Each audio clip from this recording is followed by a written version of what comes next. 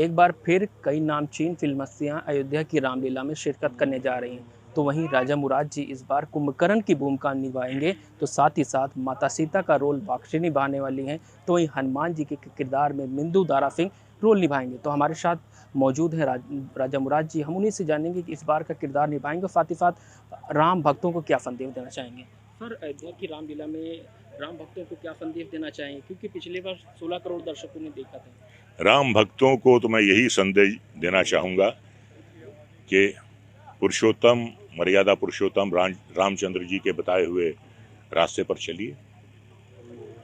उनका जो चरित्र है, उनका जो महान चरित्र है, उसे अपनाइए। और इतना अच्छा बेटा, इतना आज्ञाकारी पुत्र, इतना प्यार करने वाला भाई तो दुनिया में आज तक आया ही नहीं। इसीलिए हम उन्हें पुरुष उत्तम कहते हैं, यानी पुरुषों में वो सबसे उत्तम है।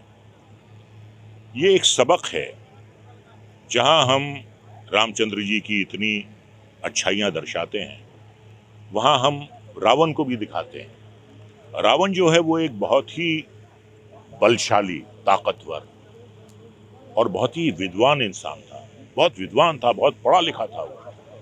लेकिन दो बातों की वजह से रावण का पतन हुआ। एक तो उसमें बहुत अहंकार था। अहंकार देखिए, एक तरफ लक्ष्मण जी और रामचंद्र जी, एक तरफ रावण और विभीषण। लक्ष्मण जी अपने भाई से इतना प्यार करते थे कि वो उनके साथ हो लिए, क्योंकि रामचंद्र जी में इतनी अच्छाइयां थी। और उस तरफ विभीषण ने जो अपने भाई का साथ छोड़ दिया, क्योंकि उसमें कोई ऐसी अच्छाई नहीं थी, उसमें अहंकार था। तो कहने का मतलब यह है कि रावण के पतन का कारण हुआ उसका अहंकार, और किसी पराई स्त्री पर उसने बुरी नजर डाली। तो ये भी एक बहुत बड़ी सीख है। और सबसे बड़ी सीख तो ये है कि कठिन परिश्रम के बाद जीत तो हमेशा अच्छाई की होती है बुराई पर। ये दशहरा दर्शाता है इस बात को, और फिर दिवाली आती है, खुशियां मनाई जाती हैं।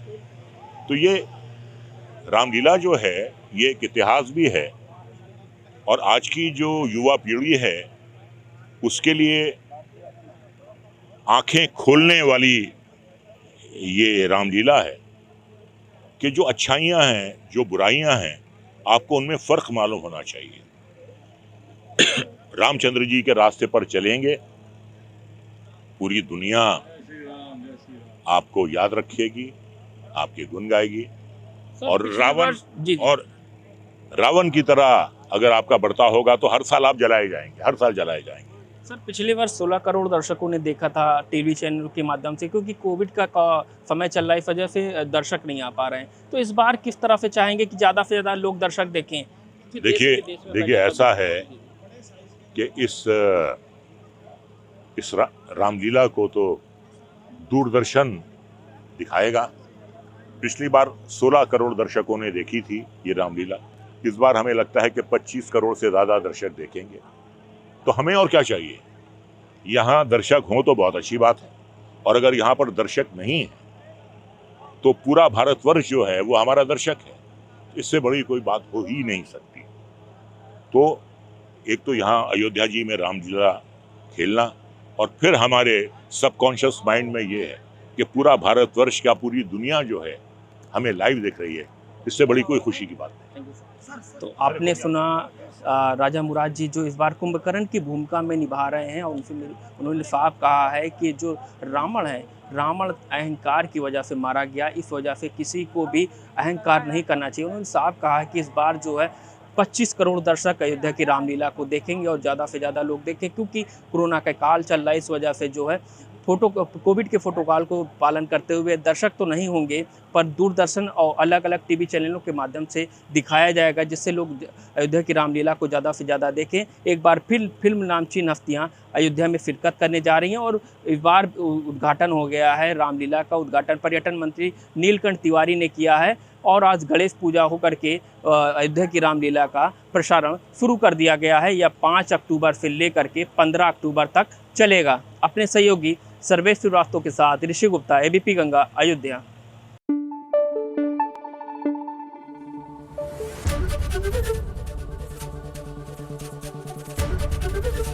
एबीपी गंगा, खबर आपकी, जुबान आपकी।